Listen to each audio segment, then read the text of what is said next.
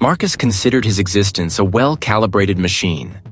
Days unfolded in precise, predictable increments, dedicated to the dusty archives of forgotten civilizations.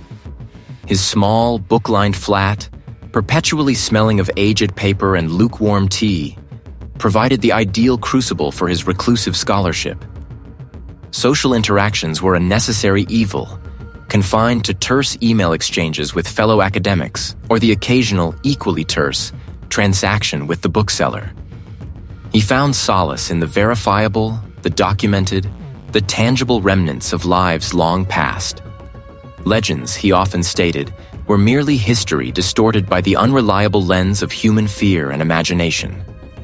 This meticulously constructed world fractured on a Tuesday with the arrival of a thick, cream-colored envelope bearing an unfamiliar crest. Inside, a formal letter, embossed with the name of a distant legal firm, informed him of the passing of a distant relative he had never met, a great-aunt, apparently, and his subsequent inheritance of Blackwood Manor. The solicitor, a man whose voice crackled with a forced cheerfulness over the phone, described the property as significant and historically rich, carefully omitting the local epithets Marcus would later unearth. Marcus felt a peculiar disquiet. Not grief, for he knew no connection to the deceased, but an intrusion. His life was not meant for inheritances, especially not of sprawling, ancient estates. He had no desire for property, for the burdens of maintenance, for anything that might disrupt the delicate balance of his academic pursuits. Yet a historian's instinct, dormant beneath his irritation, stirred. Blackwood Manor. The name itself carried a certain weight, a resonance with the past he usually sought. He began his research, a purely academic exercise, he told himself, to understand the provenance of his unexpected burden. The results were immediate and unsettling. Local histories whispered of a place steeped in misfortune, of a peculiar darkness that clung to its stones like moss, consuming its inhabitants over generations. Tales of vanishing tenants, of sudden descents into madness, of a pervasive chill that no fire could ever dispel. Marcus, ever the rationalist, filed these accounts under superstitious folklore, convenient fictions spun by isolated communities. 2 weeks later, he found himself driving a rental car down a single-track lane, the tarmac crumbling into gravel as the landscape tightened around him. The air grew heavier, thick with the scent of damp earth and salt. The sky, which had been an indifferent gray for most of the journey, now pressed down, a bruised purple. Trees, gnarled and ancient, clawed at the overcast heavens, their branches skeletal against the encroaching dusk. The lane ended abruptly at a pair of rusted wrought-iron gates, half swallowed by ivy. Beyond them, a long, winding driveway, overgrown with weeds, led into a dense thicket of pines. Blackwood Manor emerged from the gloom like a leviathan breaching the surface. It was not merely old, it was ancient, a testament to centuries of silent witness. Gray stone, worn smooth by wind and rain, rose 3 stories high, punctuated by numerous windows, some boarded, others gazing out like vacant eyes. The roof, a complex geometry of slate, sagged in places, testament to neglect. No light emanated from within. No sound, save for the distant, rhythmic roar of the ocean. Marcus shivered, a reflex he attributed to the biting coastal air, not to any presentiment. He retrieved a heavy brass key from his pocket, given to him by the solicitor, and approached the massive oak front door. Its surface was scarred, pitted, and adorned with a tarnished, snarling gargoyle knocker. The lock groaned in protest, a sound like an ancient bone cracking before yielding. The air inside was stagnant, thick with the smell of mildew, dust, and something indefinable. A faint metallic tang, like old blood mixed with iron. Marcus stepped across the threshold, his footsteps echoing unnaturally on the stone flagging of the entrance hall. The light from the dying day barely pierced the gloom. The house felt immense, cavernous, yet simultaneously claustrophobic, as if the very walls were leaning inward. He walked deeper, his historian's curiosity battling the growing unease. The silence was profound, broken only by the creak of settling timbers and the faint, persistent whisper of the wind outside. A sound that seemed to snake through unseen passages within the house itself. He ran a gloved hand over a dust-shrouded mahogany banister, feeling the grain of the aged wood, the grit of accumulated neglect. The human mind, he reasoned, was prone to projecting its fears onto the unknown. Venturing towards the rear of the manor, a vast, uncurtained window presented itself. Through the grime-streaked glass, the landscape fell away sharply, revealing a jagged coastline. Below, the relentless sea churned, crashing against sheer cliffs, its spray rising in a fine mist. A profound sense of isolation settled over him, deeper than any he had known in his solitary flat. Here, the world felt distant, irrelevant. Marcus tightened his grip on the torch. He would not succumb to the morbid fictions. He was Marcus, and he dealt in facts. The manor's silence was a physical presence, a dense, ancient quiet that absorbed sound rather than reflecting it. Marcus moved through it, a methodical disturbance, his footsteps echoing on the polished flagstones of the main hall. Dust motes danced in the shafts of light that pierced the grimy windows, illuminating the vast emptiness of the space. He had chosen the library, a cavernous room on the ground floor, for his temporary command center. Its walls, lined with empty shelves, promised the capacity his collection demanded. Boxes, meticulously labeled and stacked by a removalist crew, filled the center of the room. Marcus, a man of precise habits, began with the historical texts, the weighty tomes on ancient civilizations, the brittle parchment scrolls he'd acquired over decades.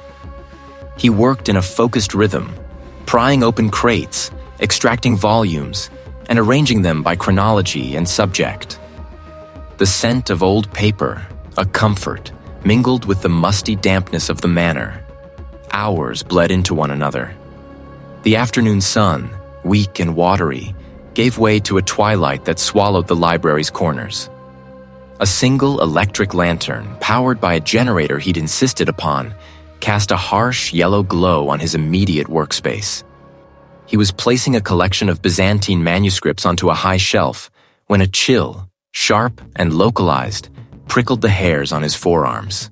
It was distinct, not the general damp cold of the old building, but a pocket of frigid air that seemed to have no source. Marcus paused, his hand hovering over a leather-bound volume. He scanned the room, noting the closed window, the still air. A draft, he concluded, from some unseen fissure in the ancient stone. The manor was old, settling, breathing in its own decrepit way. He dismissed it, returning to his task. He had just laid out a stack of index cards, each scrawled with his neat, precise hand on a large oak desk. He turned to retrieve a specific volume from a nearby box, a mere 3 steps away. When he returned, the top card, detailing the political machinations of a minor senator, lay upside down. Marcus frowned. He was certain he'd placed it face up. He picked it up, turned it over, and smoothed it. A momentary lapse, he decided. A trick of the light or his own fatigue. He had been working for 12 hours straight. Such minor errors were to be expected when one pushed the limits of concentration. He continued, meticulously cross-referencing dates and names. It was indistinct, a sound on the very edge of audibility, like dry leaves skittering across a distant path. Marcus stilled. He listened intently, straining his ears. Nothing. Only the low hum of the generator from outside and the soft crackle of his lantern. He shook his head, a ghost of a smile touching his lips. The house was playing tricks on him. He was a rational man, a historian who dealt in verifiable facts, not spectral illusions. He decided to take a short break, stretch his legs, and perhaps find a more suitable desk. The current one, while grand, was a bit wobbly. He knelt to examine its underside, checking the joinery. His fingers brushed against something rough, a small, square indentation in the polished wood of the desk's side panel. It felt like a catch, a hidden button. Intrigued, Marcus pressed it. With a soft click, a narrow drawer, barely an inch deep, sprang open from the side of the desk, almost flush with the leg. Inside, nestled on a faded velvet lining, lay a single slender leather-bound journal and a handful of brittle, yellowed letters tied with a frayed silk ribbon. Their discovery sent a ripple of professional excitement through him. This was history, tangible and uncatalogued. He carefully extracted the journal. Its cover was unadorned, the leather cracked with age. He opened it to the first page. The handwriting was florid, almost frantic in places, yet undeniably elegant. The entries began over a century ago. June 14th, 1898. The sea mist clings to the windows like a shroud. This place, it has a presence, a weight. Marcus scanned further, his historian's mind quickly identifying the author as a previous owner, a woman named Eleanor, judging by the occasional feminine pronoun and the subject matter. July 3rd, 1898. Marcus hear only the wind, but he insists they are distinct, calling him name. Marcus fear for him constitution. This entry was in a different hand, a masculine script, slightly more robust. Marcus deduced it was him husband. He flipped through more pages, noting the increasing frequency of the husband's entries and the growing desperation in their tone. The rationalizations, the attempts to explain away Eleanor's distress, mirrored his own. August 12th, 1898. Eleanor speaks of the house shifting, moving within its foundations. She believes it watches. Madness, of course. But his eyes? Not of fear, but of an odd resonance. He too had felt the house settling. He continued reading, his gaze drawn to a particular passage, underlined multiple times in the journal. September 5th, 1898. We spoke of the coastal caves today. Eleanor believes they hold a secret, a way out. She wishes to go there to seek solace, or perhaps answers. Marcus cannot dissuade him. The air in this house grows heavy, suffocating. Marcus feel it now too. A pressure. The mention of the coastal caves, a local landmark Marcus had seen from the manor's highest turret, was a tangible link. He knew of them, jagged gashes in the cliff face, perpetually churned by the North Sea. But for a refined woman like Eleanor to seek solace there, it suggested an extreme desperation. The final entry, scrawled in a shaky hand Marcus now recognized as the husband's, was barely legible. September 10th, 1898. He is gone. To the caves, Marcus presume. Marcus heard the door, the house, its smiles. They are not the wind, they are hungry. Marcus must follow, before it takes me too. The journal ended abruptly. Marcus closed it, the leather cooled beneath his fingertips. Eleanor, perhaps suffering from hysteria or a depressive episode, had clearly influenced her husband into a shared delusion. The coastal caves, then, were likely the site of a tragic double suicide, a desperate flight from a perceived rather than actual malevolence. The air was thick, heavy, as if it held its breath. And for a fleeting moment, Marcus thought he heard, not the wind, but a faint, satisfied sigh. He rubbed his temples, a headache beginning to throb behind his eyes. He was tired. That was all it was. Fatigue, and the evocative ramblings of a long-dead, disturbed individual. He would catalog these, of course. They were a fascinating historical artifact. Nothing more. The journal, now closed, lay beside a stack of brittle parish records. Marcus, fueled by a historian's resolve, had spent the subsequent days immersed in the manor's archives. His initial assessment of Eleanor's narrative as a case of psychological deterioration remained firm, but the sheer volume of anecdotal accounts within the local records, all echoing similar themes of unease and eventual collapse, piqued his professional curiosity. He would find the rational threads, the environmental stressors, the sociological pressures that explained the recurring phenomena. The first anomaly manifested as a faint, almost imperceptible whisper. He was in the manor's dusty library, cross-referencing a land deed from the late 17th century, when a sound like dry leaves skittering across stone seemed to emanate from the wall beside him. Marcus paused, his pen hovering over the page. The house was old, prone to settling and creaking. He dismissed it, attributing the sound to the aging timbers, or perhaps a gust of wind rattling a loose pane somewhere. Later that evening, as he prepared a sparse meal in the cavernous kitchen, a fleeting shadow detached itself from the periphery of his vision. It was a movement, swift and indistinct, along the edge of the pantry doorframe. He turned, but the space was empty, bathed in the dim glow of the single overhead bulb. His gaze swept the corners, the high ceilings. Nothing. He had been working for 12 hours straight. Sleep, however, offered no respite. The nightmares began with a disorienting suddenness. Faces, indistinct and sorrowful, drifted past him, their mouths opening in silent pleas or accusations. The air felt heavy, metallic, as if he had been submerged in stagnant water. Determined to find a tangible explanation for these disturbances, Marcus threw himself deeper into the manor's history. He ordered additional records from the regional archive, probate documents, census data, local newspaper clippings spanning centuries. He meticulously constructed timelines of ownership and occupancy. What he uncovered, initially through scattered references, then through an undeniable pattern, began to chip away at his resolute skepticism.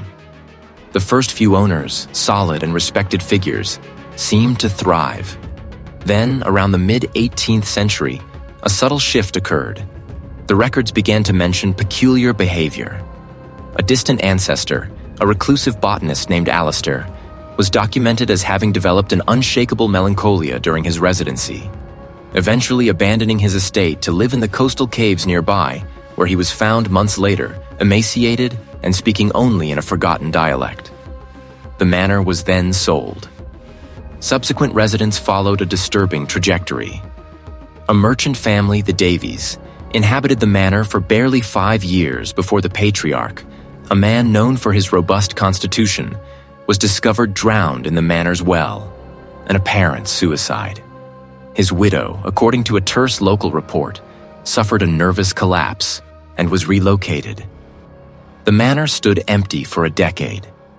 The next string of inhabitants, a succession of minor gentry and land speculators, all shared a common thread. Their stays were invariably brief, marked by a rapid decline in mental stability or outright disappearance. A solicitor, Mr. Endicott, vanished without a trace in 1887. His ledgers left open on his desk, a half-written letter to a colleague trailing off mid-sentence. His staff reported increasingly erratic behavior, long hours spent staring at the walls, muttering to himself. Another occupant, a spinster named Miss Arabella Finch, spent her final years meticulously painting every window in the house black, claiming to be warding off the gray things that watched from the garden. He was eventually found deceased in the library, surrounded by her black paint cans, her eyes wide and fixed on the ceiling. Madness, disappearance, suicide, all linked to prolonged isolation within the manor's walls. The sheer statistical improbability of such a consistent pattern across centuries, involving individuals of vastly different backgrounds and temperaments, was undeniable. This was not merely a string of unfortunate events. It was a recurring motif, a signature. Her descriptions of the manor speaking to her, of its hungry presence, no longer seemed the ramblings of a fragile mind. They felt like observations. They were echoes. The house was not merely old, it was a crucible, refining its inhabitants into something broken, something consumed. A terrible silent tension began to coil in his gut. The historical facts, once a shield against superstition, now formed a cage, and he was inside it. The subsequent days bled into a monotonous cycle of parchment dust and hushed air. Marcus, hunched over the heavy oak desk in the manor's library, sifted through a mountain of brittle parish records, estate ledgers, and fragmented correspondence. His initial assessment of Eleanor's narrative as a case of psychological deterioration remained firm, but the sheer volume of corroborating detail, however anecdotally presented, had begun to gnaw at the edges of his conviction. He sought a definitive, logical thread, a medical diagnosis, a historical event to explain the recurring patterns of unease and eventual collapse among the manor's past inhabitants. A faint, cloying scent, like damp earth mixed with something metallic, occasionally drifted through the room, though no windows were open and the air outside was crisp. Marcus dismissed it as an old house's exhalations, perhaps a burst pipe in the walls, or a forgotten damp patch behind a panel. Yet the scent persisted, an unwelcome, subtle intrusion. The silence, he noted, was not empty. It felt occupied.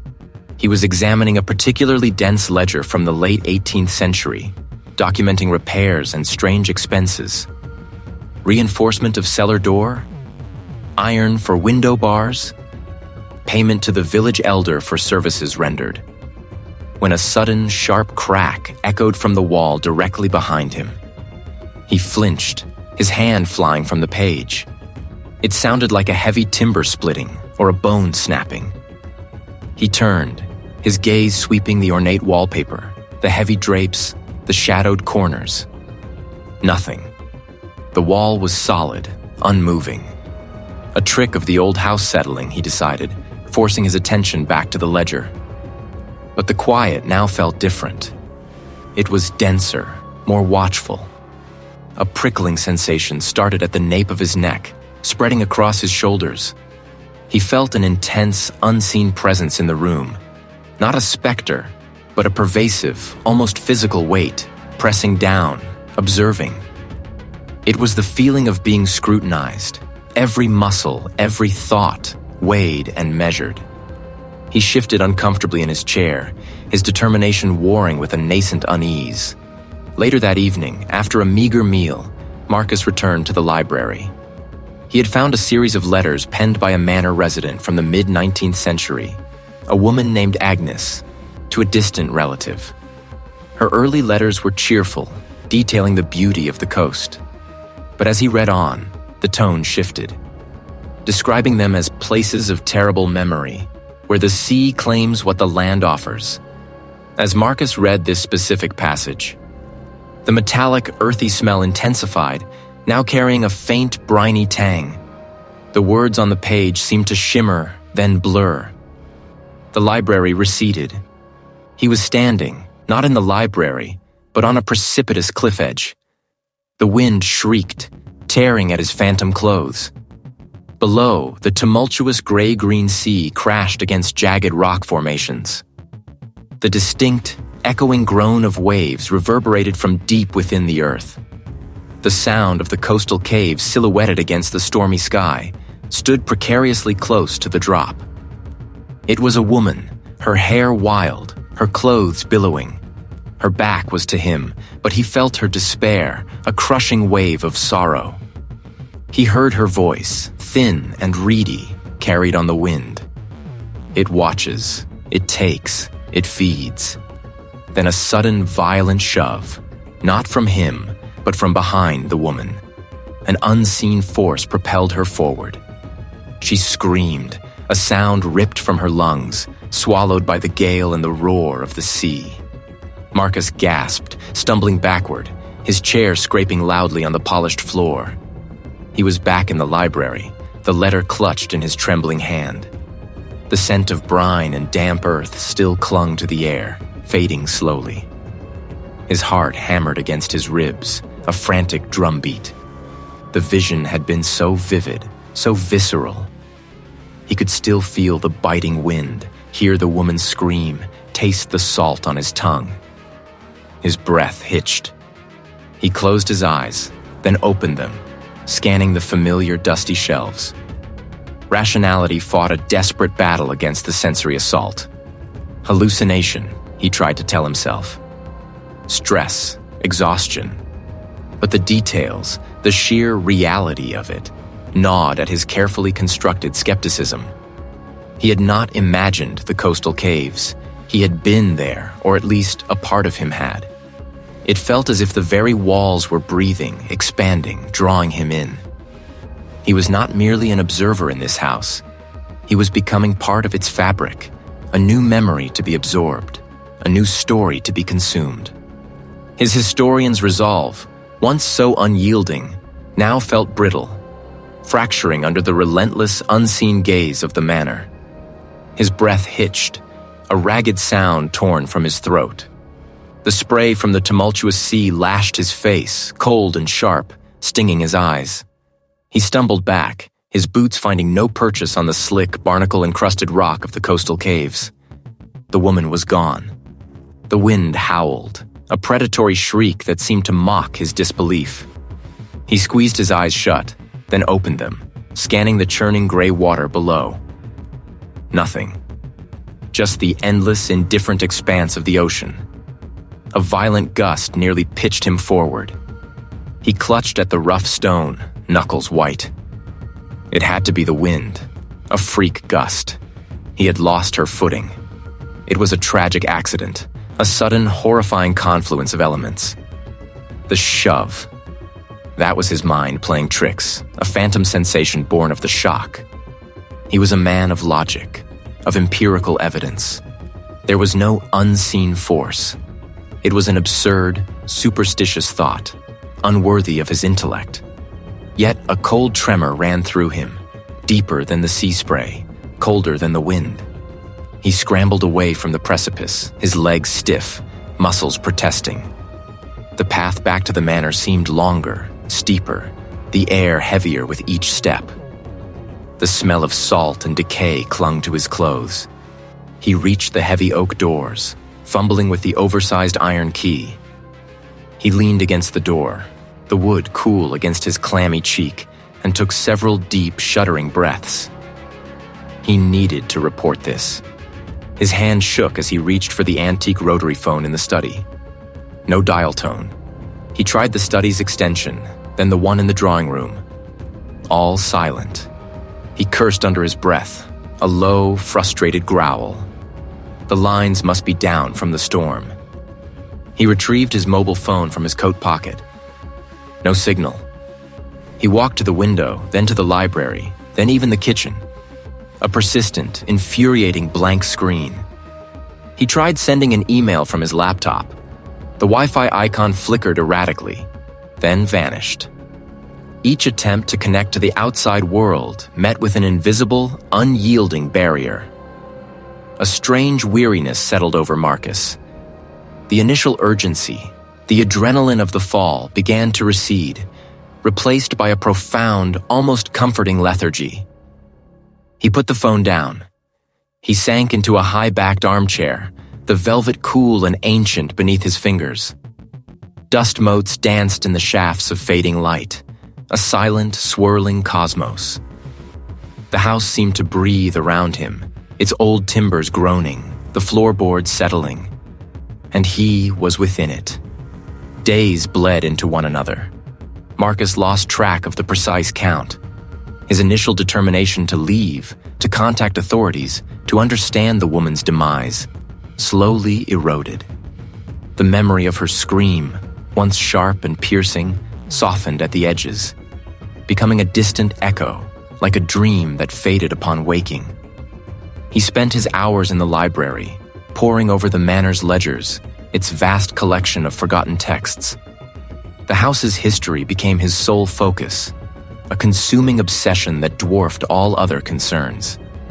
He stopped shaving. The stubble on his jaw grew into a rough, unkempt beard. He ate erratically, stale biscuits and forgotten apples, whatever he found in the pantry. The thought of preparing a proper meal seeming like an insurmountable task. Sleep came in fitful, restless bursts, punctuated by the house's creaks and groans, sounds that no longer startled him but instead felt like lullabies. A subtle, pervasive fatigue became his constant companion. It wasn't the bone-deep exhaustion of physical labor, but a gentle, insidious draining, as if his very will, his mental energy, was slowly siphoning away. The house, he realized, wanted him here. It wanted his attention, his focus, his memories. And in a strange, unsettling way, he was beginning to reciprocate. He walked the labyrinthine corridors, no longer searching for answers, but simply existing within its embrace. The manor seemed to anticipate his movements. A heavy oak door, which he might have struggled to open moments before, would swing inward with a soft sigh as he approached. The outside world, with its demanding realities and its tragic accidents, began to feel distant, unreal.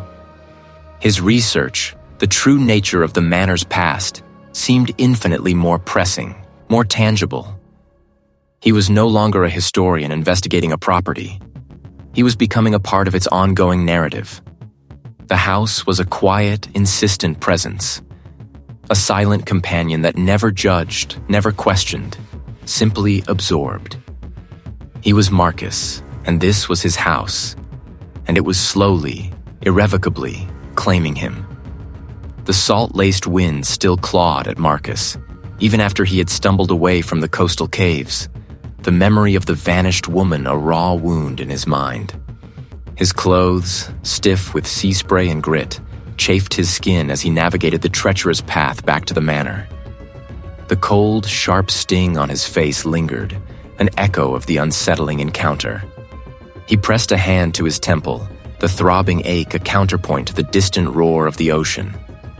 Reality felt thin, stretched taut, ready to tear. He needed the solidity of the manor, despite its own creeping malevolence.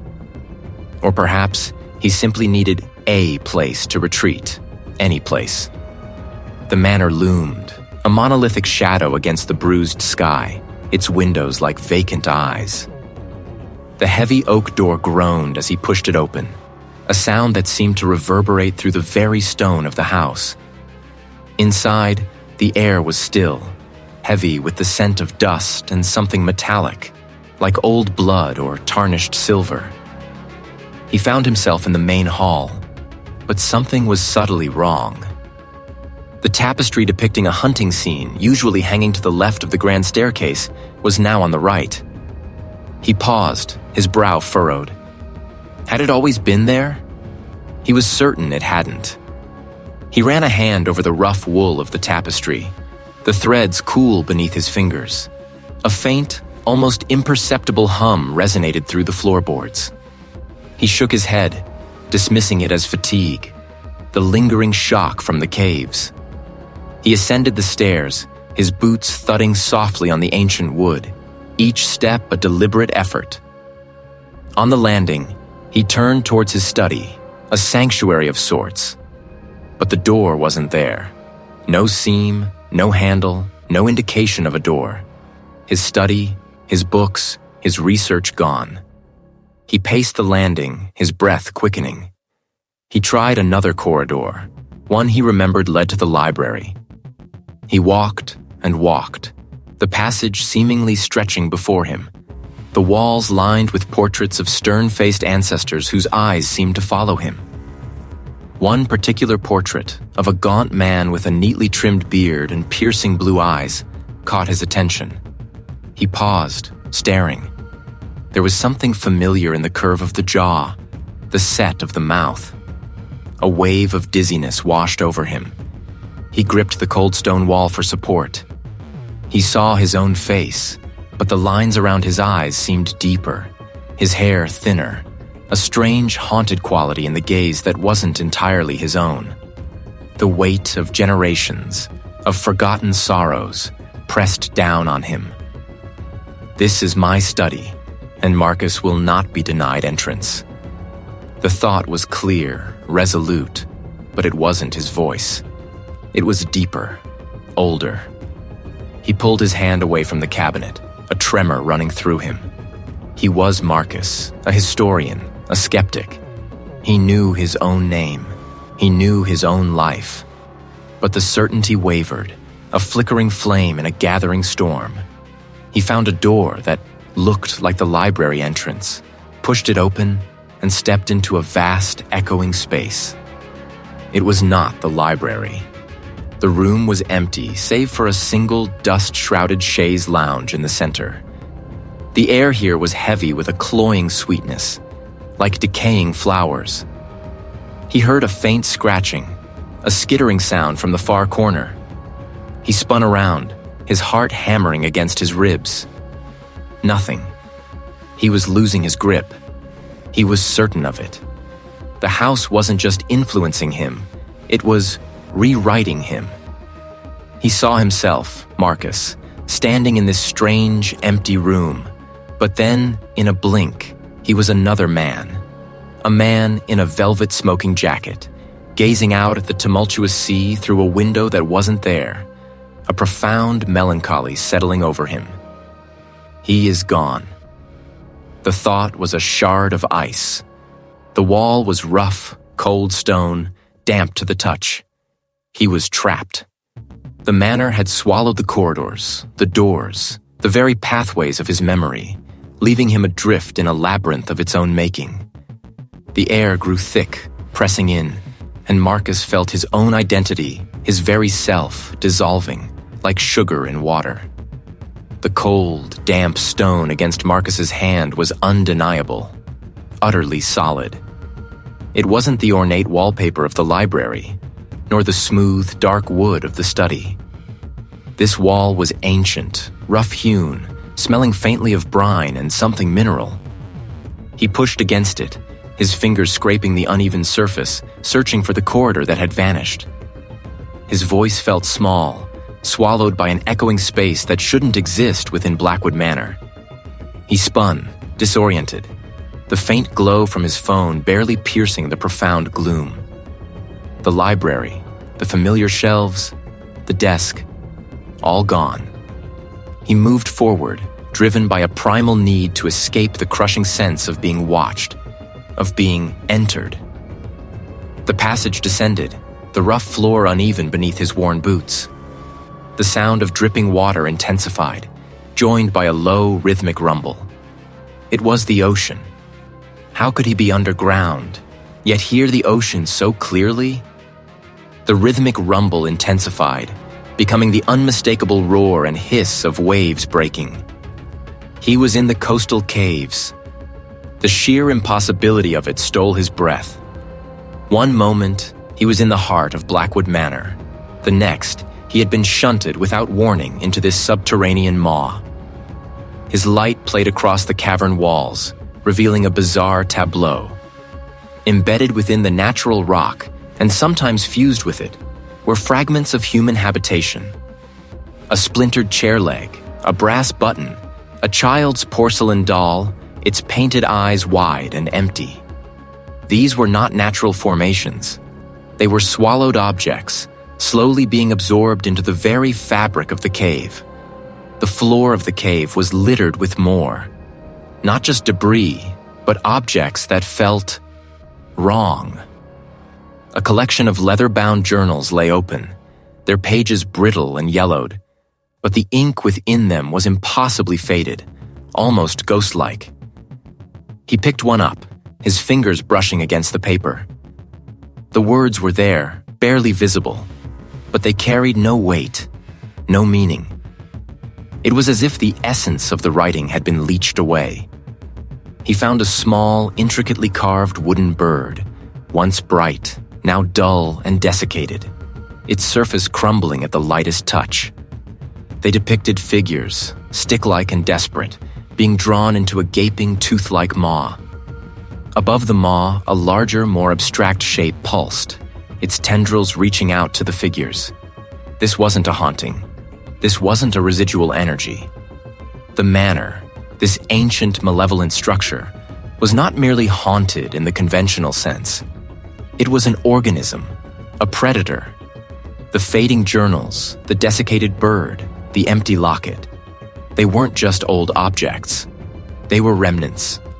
Proof. The carvings were not a warning, but a testimony. The manor was a sentient entity. It fed, not on fear, not on specific emotions, but on something far more fundamental. The memories, the sanity, the very life force of its inhabitants. And with each victim, with each meal, it grew stronger, They were the manor's active, conscious manipulations, its hunting tactics. He was not merely an observer, a new tenant delving into history. He was the current, preferred meal. The manor had drawn him in, a historian, a man whose life was built on memories, on the preservation of the past. He was a feast of intellect, of experience, ripe for consumption. The cavern seemed to breathe around him, the air suddenly thick, heavy, as if the very space was aware of his discovery, of his understanding. The rhythmic crash of the waves against the rock felt less like natural forces and more like a slow, deliberate heartbeat. Marcus's hand tightened around his phone, his knuckles white. Not resignation, not despair, but a fierce, unexpected determination. He had seen the truth. He understood the enemy. He pushed against it, his fingers scraping the uneven surface, the rough grit biting into his skin. A faint vibration hummed beneath his palm, a counterpressure that felt distinct from the house's usual pervasive thrum. This was different. This was outside. A tremor ran through the stone, not from his effort, but from within the wall itself. A low groan, like shifting bedrock, echoed from deep beyond the surface. A hairline crack appeared, then widened, tracing a jagged line downwards. The house's tendrils of confusion and despair seemed to recede, momentarily severed by this raw, primal impulse. He pushed again, harder, and a section of the wall, large and heavy, swung inward with a grating sigh of stone on stone, revealing not another room, but a narrow, descending passage. The air that rushed out was frigid, carrying the unmistakable tang of the open ocean and a deeper, almost subterranean dampness. Marcus hesitated for only a fraction of a second. The house, he realized, was pulling at him, a subtle but insistent tug on his consciousness, trying to reassert its dominion. He stepped into the chasm, the heavy stone slab groaning shut behind him, plunging him into absolute black. The descent was steep, winding, the rough-hewn steps slick beneath his boots. The air grew heavy with the smell of wet rock and decaying seaweed. He had to find something, anything, that could break the house's hold. Below him, the relentless churn of the sea crashed against unseen rock. This was it, the coastal caves. Stalactites like colossal fangs hung from the ceiling, dripping water into unseen pools with a steady plink-plink. The roar of the ocean was immense, a living, breathing entity that filled the space. He navigated the treacherous, uneven floor, his senses on high alert. The house's presence was attenuated here, like a radio signal fading at the edge of its range. But it wasn't gone. He pressed deeper, following an instinct that felt ancient and alien, yet undeniably his own. He passed through one chamber where the ceiling was a vast open maw to the sky, revealing a sliver of bruised, moonless night. Then he saw it. He approached, his breath catching in his throat. The air around the altar was heavy, still, devoid of the ocean's roar. The symbols on the altar were not of any language he knew, yet they resonated with an unsettling familiarity. A memory stirred from deep within his own fractured mind. He recognized a pattern, a series of interwoven lines and circles that spoke of binding, of containment, and of a terrible release. As his gaze fell upon the obsidian shard, a sudden, blinding flash of insight struck him. It wasn't merely an artifact. It was a key, a focal point. The smooth side was polished from generations of handling, perhaps by those who once served the house, or perhaps those who fought against it. The jagged side, he realized with a sickening lurch, was meant for cutting, for severing. The house, this malevolent entity, was not indestructible. It was bound. It was tethered to something, an anchor, a heart. And this obsidian shard, when used in conjunction with the ritual inscribed on the altar, had the power to sever that tether. But the cost, The cost was immense. To cut the house's ties was to cut his own. To destroy its power was to erase his own history within its walls. To become a ghost himself, forever adrift. The implications were staggering. He had found his weakness, his slim chance. But the price was so steep, so absolute, it made the house's slow consumption almost seem preferable. Marcus stared at the artifact, his hand hovering over it, the weight of a terrible choice settling upon him. The rough-hewn stone scraped beneath Marcus's fingertips, a primal, unyielding surface that had been hidden for centuries. It smelled of damp earth and salt, a scent utterly alien to the polished wood and aged paper of the manor's upper floors. He pushed, and the section of wall, heavier than anticipated, groaned with the friction of ancient stone against stone. A narrow aperture, barely wide enough for his shoulders, slowly revealed itself. Beyond it, a cool, damp draft carried the unmistakable tang of the sea. He squeezed through, his coat snagging on a jagged protrusion. The passage was unlit, a descent into profound darkness. His phone's beam cut through the gloom, revealing a short, winding tunnel carved directly into the bedrock. The air grew colder, the sound of distant water more pronounced. This wasn't a cellar or a forgotten storage room. This was something else entirely. The manor had kept this secret well. As he took his first step into the passage, a sudden concussive thud echoed behind him. He spun, his light beam jumping. The sound reverberated in the confined space, a deliberate, aggressive act. It wasn't a draft, wasn't a structural shift.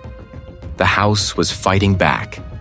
The only sound now was the rhythmic surge and retreat of water, growing louder with each step he took deeper into the passage. He had no choice but to continue.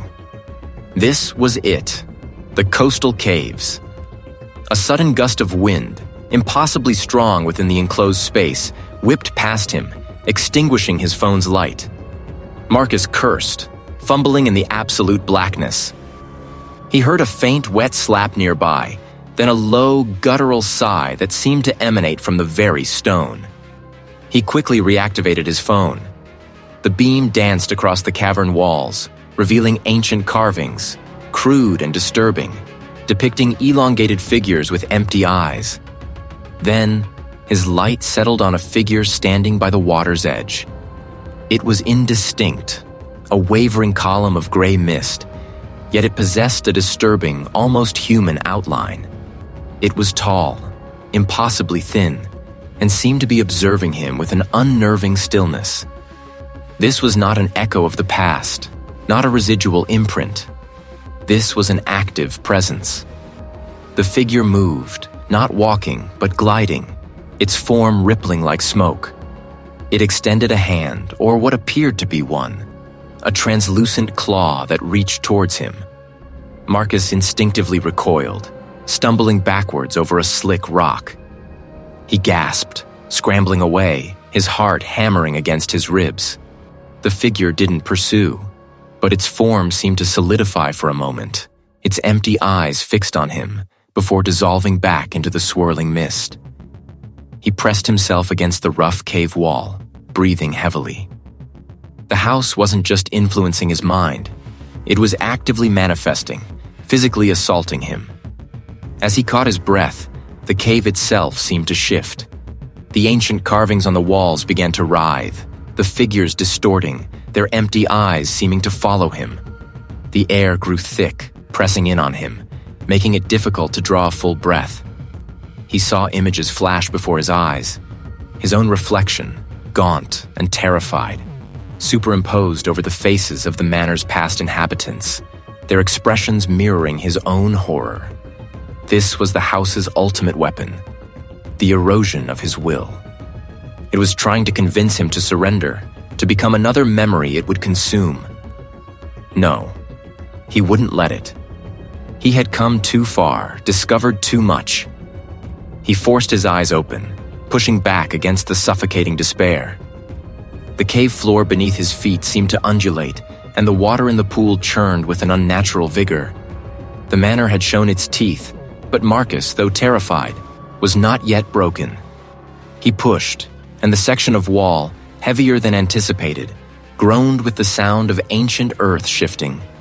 A thin, jagged crack appeared first, then widened, exhaling a breath of air that was thick and cold, carrying the unmistakable scent of damp rock, brine, and something else.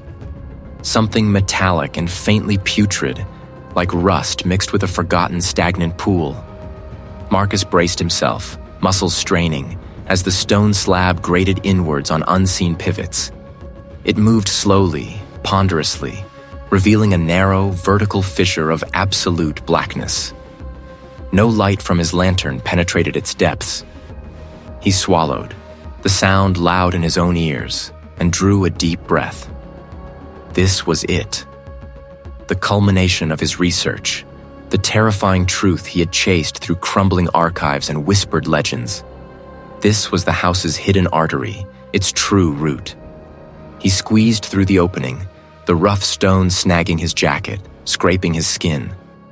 The passage behind the wall was not a grand hall, but a constricted, winding tunnel, barely wide enough for his shoulders. Minutes stretched into an eternity. The tunnel twisted, forcing him to duck and contort his body. The scent of salt and decay intensified, now laced with a faint, sweetish tang that made his stomach clench. He imagined the house, a vast, complex organism, its roots burrowing deep, drawing sustenance from this hidden place. He felt eyes on him, not physical eyes, but a pervasive awareness, a silent, ancient scrutiny. Suddenly, the tunnel opened. Marcus stumbled forward, his lantern beam cutting through the gloom to reveal a vast, cavernous space. This was not a man-made chamber. He stood at the precipice of the coastal caves. The roar of the ocean, muted and distant above, here became a deep, resonant rumble. A heartbeat felt through the very rock. The air was saturated with spray, tasting of pure, raw sea. Towering stalagmites and stalactites, sculpted by millennia of water, rose like grotesque teeth from the floor and ceiling, their surfaces glistening. He could hear the lazy slosh of water against unseen rock formations further in. He moved cautiously, his boots crunching on wet pebbles. The ground sloped downwards, leading him deeper into the natural architecture of the earth. The air here was alive with sound. The ocean's breath, the drip of water, and an insidious, almost inaudible hum that seemed to vibrate in his skull. As he rounded a massive, moss-covered boulder, the hum intensified, and the air grew strangely still, devoid of the ocean's immediate influence. Before him, the cave floor dipped into a wide basin, at the center of which stood a formation unlike any other. It was a colossal, obsidian-like pillar of rock, jagged and multifaceted, that seemed to absorb all light. It did not reflect, but drank the light from his lantern, leaving only a faint, oily sheen on its surface. From its base, a network of fibrous root-like growths, black and glistening, snaked across the cavern floor, disappearing into cracks and crevices. These were not geological formations. They pulsed faintly, with an almost imperceptible rhythm, like slow, deep breaths. This was the core, the heart. You came, like all the others. Marcus flinched, his hand tightening on the lantern. This was the source. This was where the house drew its malevolent power, where it anchored itself to the earth and to the lives it consumed. He had come too far. The air around the pillar began to shimmer. Shapes coalesced in his peripheral vision. Fleeting, spectral forms that hinted at human outlines, then dissolved. He heard the faint, distorted echo of laughter, then weeping, then a cacophony of voices, all indistinct, all laced with a profound sorrow. These were the memories, the sanity, the very life force the house had devoured. He felt them pressing in, a crushing weight of stolen lives. A vision flared before him. His own study, the desk laden with books, the familiar scent of old paper. Then the image fractured, warped. Dust, forgetfulness. Marcus gripped the small, lead-lined box he carried, his knuckles white. Inside, nestled in velvet, was the iron key, an artifact he'd unearthed from the oldest part of the manor's foundations, inscribed with symbols he'd spent weeks deciphering. His plan was audacious, desperate. He took a shaky step forward, then another. He saw his own skepticism, ridiculed. The house was trying to shatter his resolve, to turn his mind against itself. No, Marcus rasped, the word weak against the rising tide of psychological assault. He forced himself to focus on the obsidian pillar, on the pulsing black roots. The symbols, the legends, all pointed to this one action. A countermeasure, a disruptive force to break the cycle. He broke into a stumbling run, ignoring the phantom hands that seemed to claw at his clothes, the guttural screams that tore at his hearing. The ground beneath his feet became slick, treacherous. The lead-lined box flew from his grasp, skittering across the wet stone. He looked up, gasping for breath, his eyes fixed on the box, now lying perilously close to the tendrils of the obsidian pillar. The hum from the core intensified, a deafening thrum that vibrated through his very bones. The cavern walls seemed to ripple, the stalactites stretching and contracting like monstrous slow-motion tentacles. "You cannot stop what has always been." The voice boomed, now resonant, echoing from every surface.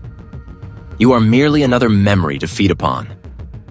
Marcus pushed himself up, his ankles screaming in protest.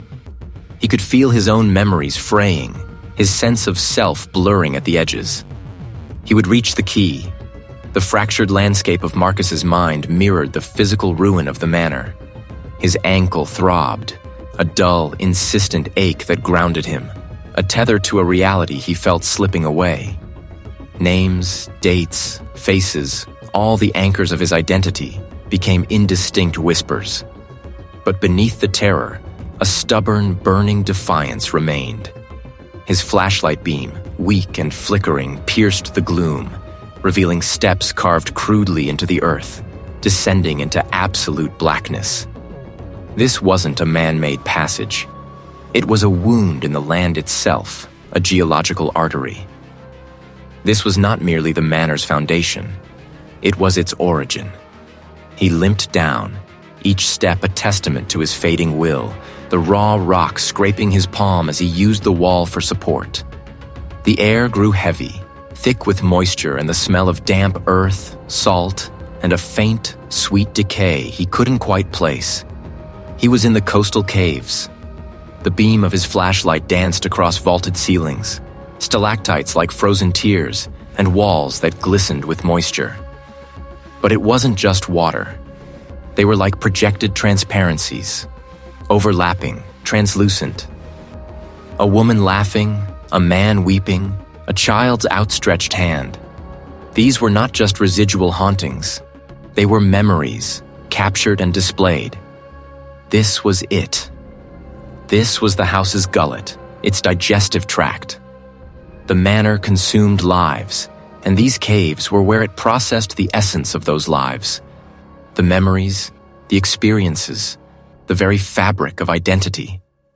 He watched, horrified, as a faint, ghostly outline of his own study, his desk, his books, shimmered on a nearby wall, then dissolved into 1,000 other scenes.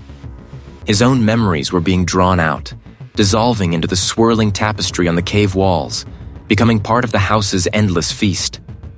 He felt himself thinning, becoming transparent, a ghost even to himself. The hum intensified, a low thrumming that resonated in his chest, a deep vibration that felt like a vast, unseen heart beating within the rock. He stumbled forward, his breath ragged, his mind screaming in silent protest.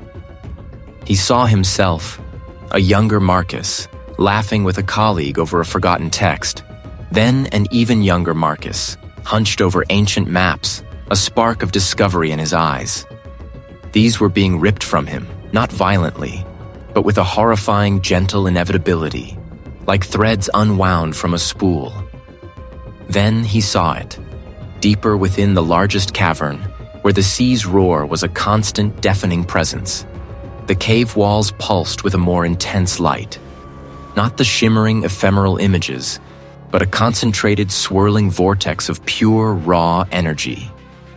He felt an unbearable pull, a sensation like his very soul was being stretched, thinned, and drawn towards it.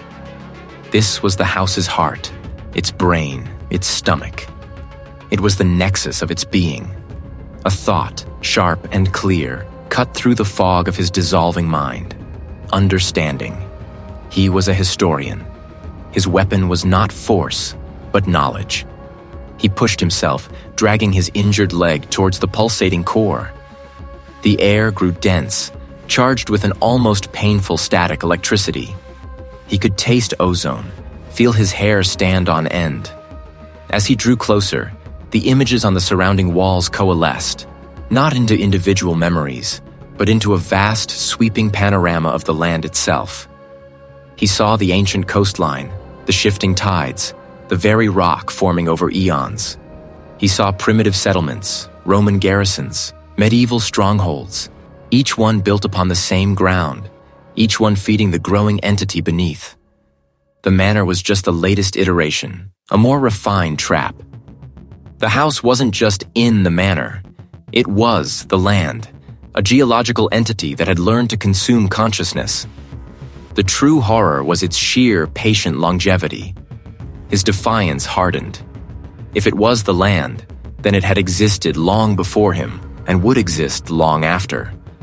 But it was still a system. Every system had a point of vulnerability. He focused his remaining will, not on fighting the pull, but on observing it, on understanding the flow. The memories weren't merely being absorbed. They were being integrated, woven into the fabric of the entity, strengthening it, making it more complex, more aware. He saw the core, a swirling maelstrom, and within it, fleeting glimpses of pure, unadulterated consciousness. Not human, but something vast, ancient, and utterly alien. This was the house, not as stone and timber, but as pure intellect. It had no malice, only hunger, an instinctual drive to absorb, to grow. Marcus, with his last reserves of clarity, understood. It wasn't about escape in the physical sense. The house was too vast, too fundamental. Escape was an illusion. The only way to wound it, to truly deny it, was to refuse integration, to become an indigestible element. He pictured a single, unyielding memory.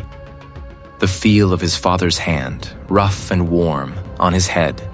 A moment of pure, unconditional love. He would not let it be absorbed, not cleanly, not easily. He opened his eyes. The swirling core pulsed before him, an open maw. He didn't fight the pull anymore. He leaned into it, not as a victim, but as a saboteur. A screeching sound, not of stone or wind, but of something tearing, echoed through the caves. The light from the core flared violently, then dimmed, flickering erratically. The images on the walls convulsed, twisting into grotesque, distorted shapes, then dissolved into a chaotic blur. The hum faltered, a guttural groan ripping through the ancient stone. Marcus felt a searing pain, not just in his ankle, but in every fiber of his being, as if his very consciousness was being ripped apart. He collapsed, his body racked with tremors, the taste of salt and iron in his mouth. The hum was still there, but it was ragged, wounded. He lay there, gasping, his vision swimming. He had done something. He had wounded it, or at least disrupted its seamless consumption. But at what cost? He tried to remember his name, his home, his purpose. The details were hazy, like dreams. He knew he was Marcus, but the certainty was gone, replaced by a strange, echoing emptiness. It felt shared. He looked at his hands. They seemed translucent in the dim, pulsing light. The drip, drip, drip of water, the distant roar of the sea, the wounded hum of the core. They resonated within him, not just around him. He had not been fully absorbed. He had become something else, something entwined. The house still stood. The land still breathed. But now, a shard of Marcus, a defiant, indigestible memory, was lodged within its ancient heart, a perpetual ache, a twisted, living wound. He was no longer just Marcus.